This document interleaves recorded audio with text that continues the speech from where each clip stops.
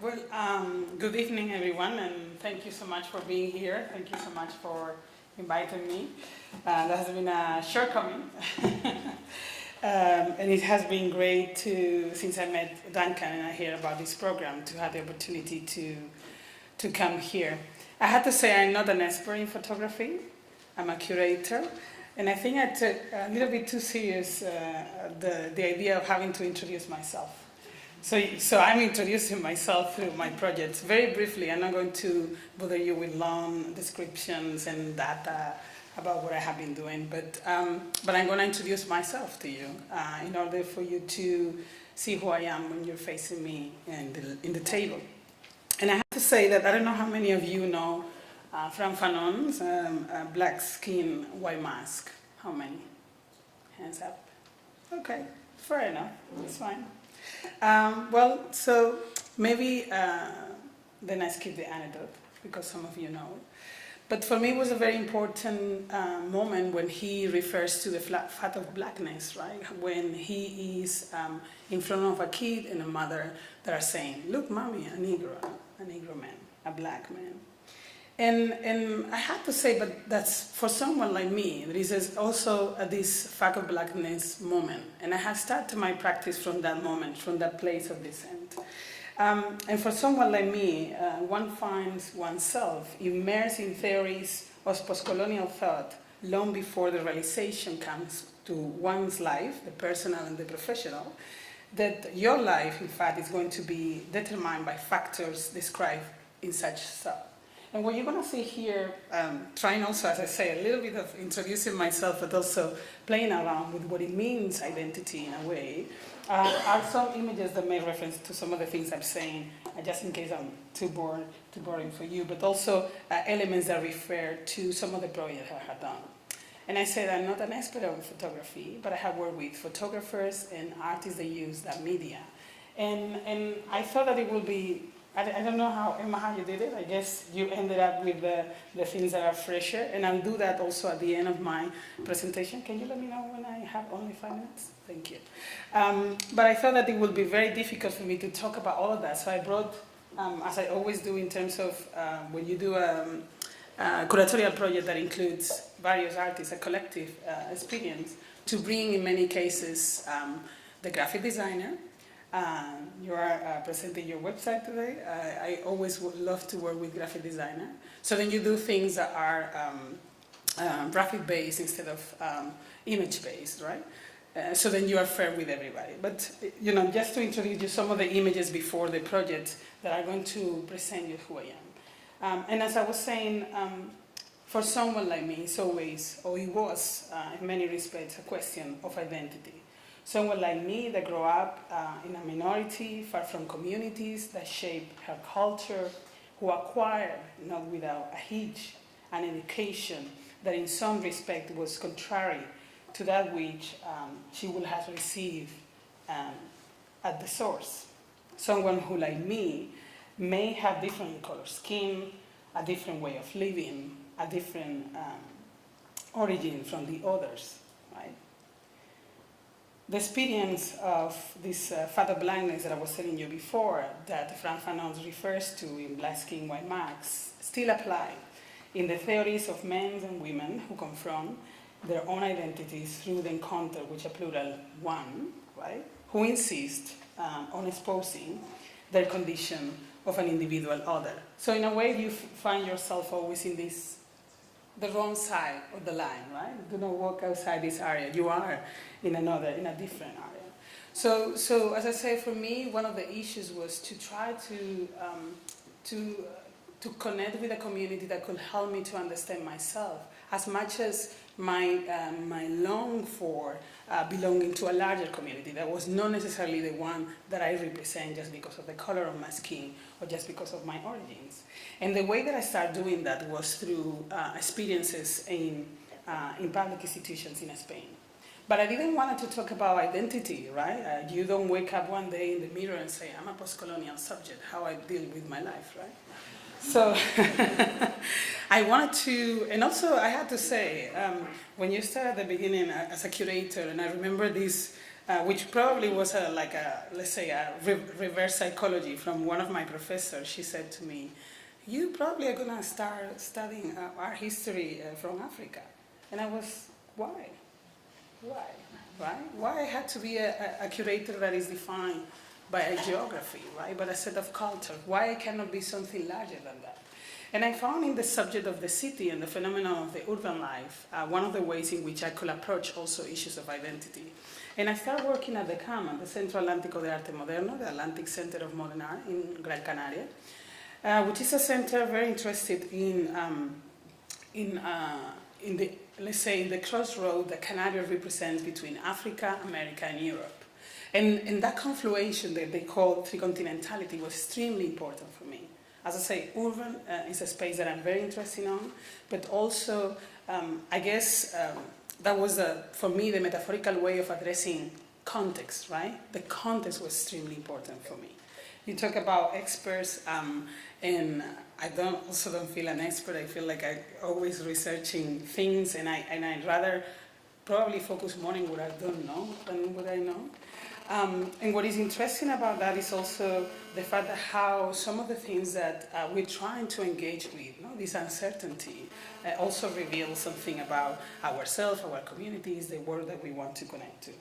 So as I was saying, imagine I'm trying to surpass this idea of not wanting to be just a black curator or an African curator for that matter, and I ended up in this museum being the curator of contemporary African art.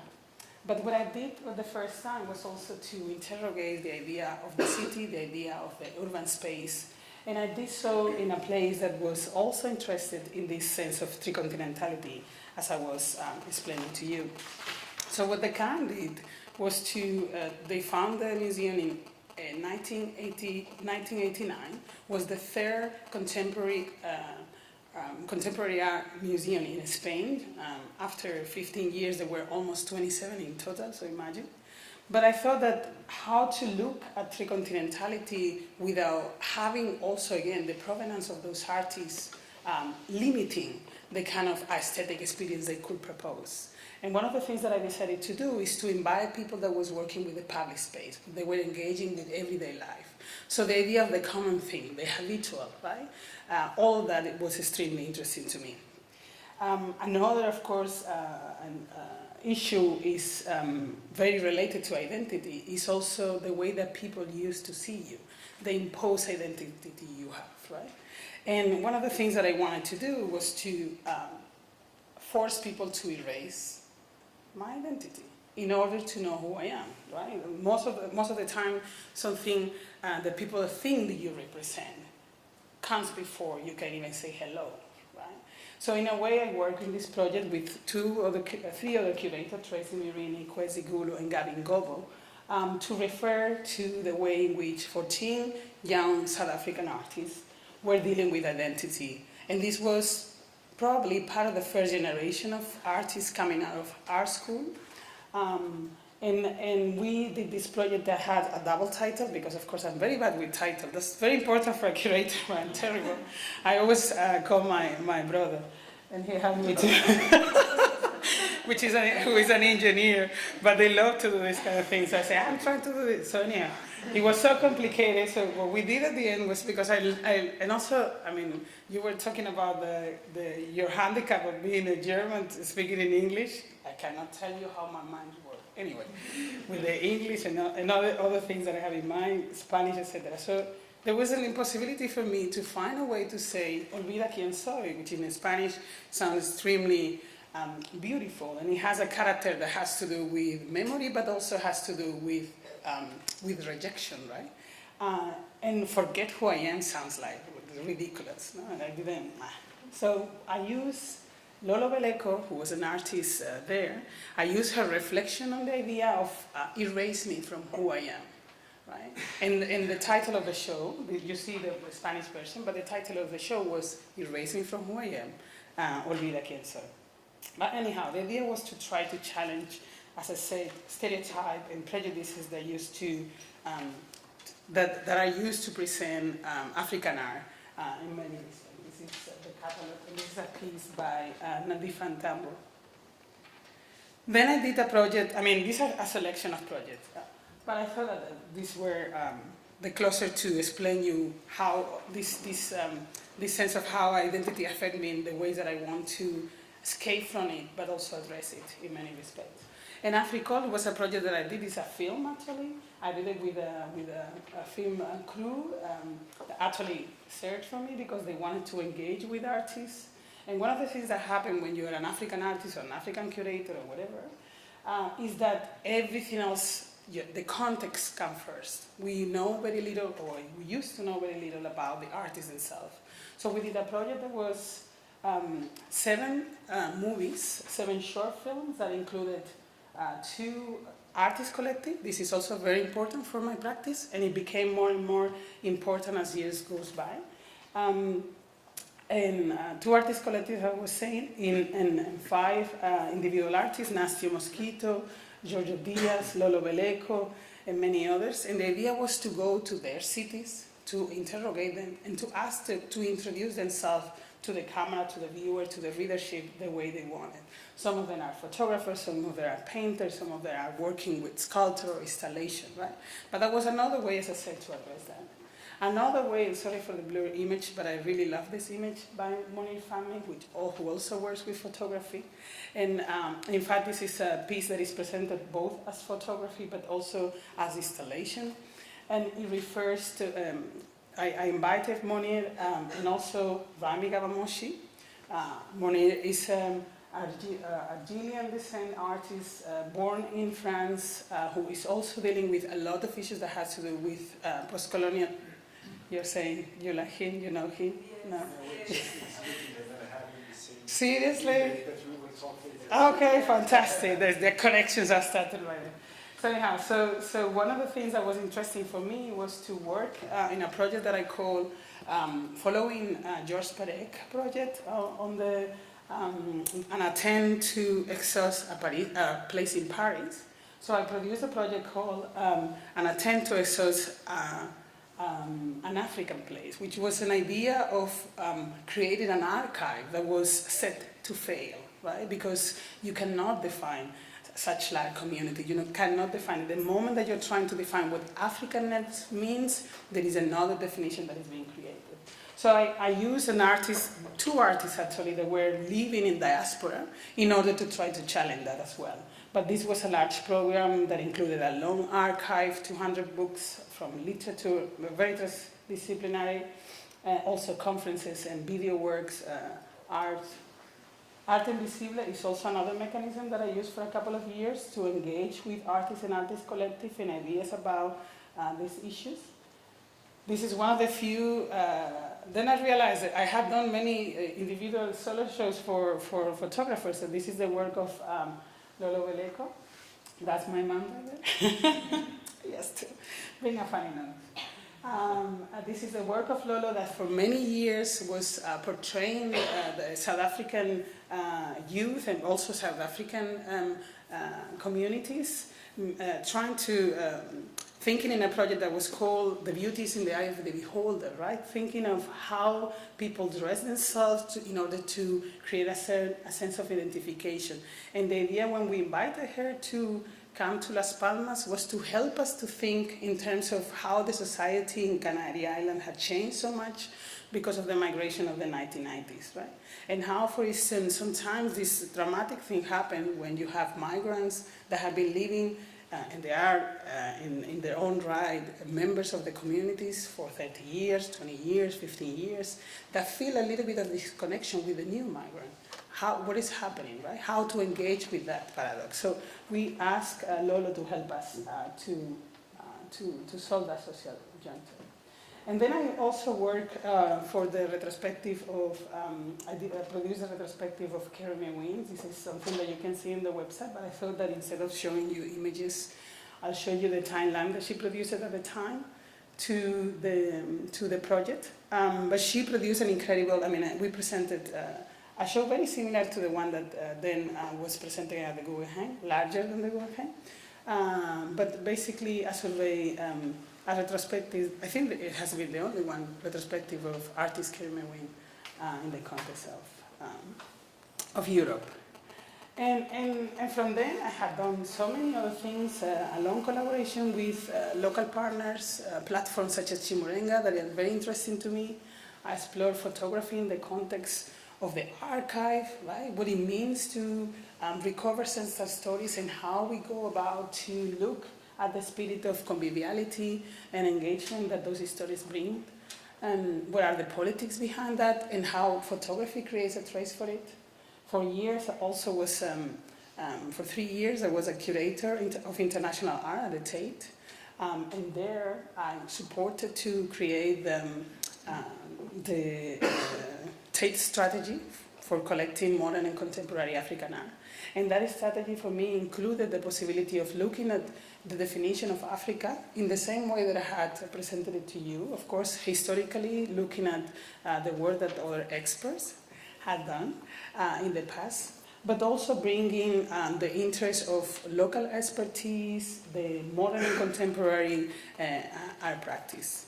And for 2 years, I was also involved in the Biennale de Lumumbashi, which is a biennial of photography. I realized I had a different image, and for some reason, I don't think I had included it at the end. But the Biennale de Lumumbashi is a very interesting project that uses photography in the public space. And it was for me, one of the most challenging experiences as a curator in terms of having to postpone the presentation for a year because we didn't have the money, and then decided at the very end to do the edition, even if we had less money than the first time when we decided to stop the show. And it was extremely enlightening to see the responses of the public, of something that they can claim as theirs. Right?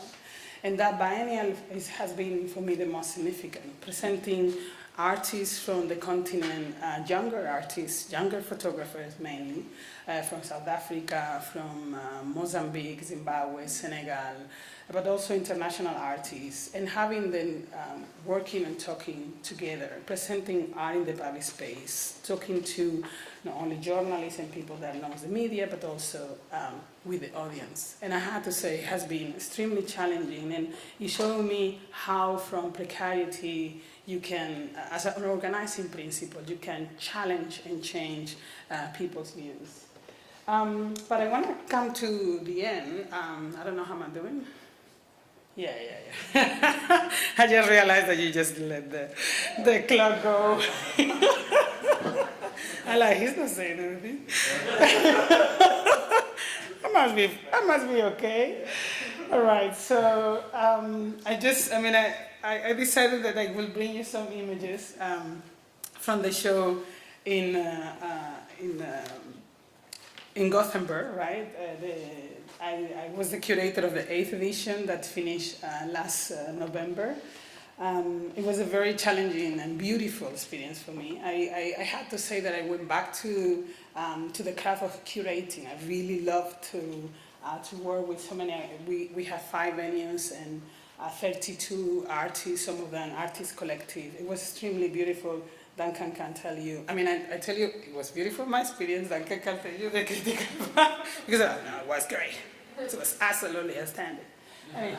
So I just wanted to bring some images of that. The show was entitled A Story Within a Story. And the idea was to both think about the notion of the open work by Umberto Eco, and see whether we can use openness, that kind of openness, to think history, right? If we can go back to the past and think how we can use some of the spirit of certain episodes of solidarity, of unrealizable utopias, if you want, to think about our current experience, but also to think about the future. What are the stories we want to tell, and how we're going to tell it? Who was the subject of a history, if we are to make a history collective, right? And also make it collectively. So some of the words that you will see here, I'm going to mention their names, are connected to some of those purposes, and they are looking at also at history, using photography as the traces of that history, but also engages in so many ways. This is a work by Burja Halili, Shipa Gupta, Burja Halili, So I didn't want to say the name, but anyway. And it was extremely interesting. I wanted to stop for a second here, because one of the things that I believe that photography does, in many respects, is to help us to use that, no montage in that sense, to help us to build that openness for real. Right? And that was one of the things that I believe both Rusha Halili and Marian Jaffrey, whose work you're going to see in a minute, do with their practice. This is part of, these are films shot from Rusha Halili's project, right? In which this, there are two young, she wants to create a sense of historical consciousness and present us with the experience of some of the most important activists of our time when they met in Algiers during the Pan-African Festival in 1969. In the way that she engages with montage as a matter to create a history that has a sense of subjectiveness is extremely taken for me. So I was looking at this kind of work there, but also the kind of, let's say, almost like an iconography of the independence and Independence Day in the work of Marian Jaffrey, in which you see also these images. So some of the things that really excite me about this, it was also the attention to an identity in a much more sophisticated way that perhaps I would have dreamed on when I show you the first images, right? So now we are confronted with a sense of togetherness that one can see reflected in the moment in which the independence in these places took place, right? The sense of a nation state that was being challenged, so a sense of community that was larger. That is the kind of identity that I aim to engage with now. It's absolutely different, right? And an identity as a collective, a we, a collectiveness, a togetherness that trying to challenge history and propose a new world. These are postcards from the Sanian times, and these are some of the female socialists from Sweden that traveled to Moscow to St. Petersburg, to be present in a socialist rally at the time, no, in the mid-1920s. Or how to look at history through other images in terms of how there are certain kind of iconography we saw in the case of Marian Jaffrey, for instance, how the Independence Day, the day after the independence, the people cheering in the stadium, right? The kind of community that gathers around the leaders in those kind of moments. Here you see the representation of two demonstrations, one against the war in Vietnam and another one, the Occupy movement, as a way also to reflect on that imaginary. But again, as I said to you, all images that are prompted this idea of a community that wants to challenge itself and create a different future. And a future that is connected, as you see in this work of Theo, a future that is connected with an archive, but a future that you can also invent. This is a project, Theo Eshetu, who is a photographer, that was the grandson of an ambassador, the ambassador to Ethiopia in Yugoslavia in the Tito's era, and these are images from the archive of the former Yugoslavia, transformed into, let's say, a fragmented memory of a kid that is remembering when he was 9-year-old and was confronted with that moment in history, the non-alignment movements, etc.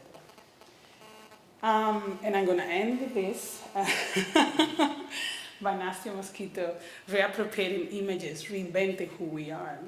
One of the ethos of the biennial was also the idea of the opacity by Glissant, right? Edouard Glissant, the Caribbean thinker, claimed opacity as a way of engaging with our identities that are multiples and plural, right? Allowing that to happen, to create a different connections between each other. And I thought that for me it was very important in the case of the biennial to claim that, to claim an identity that is not necessarily imposed from the outside, right?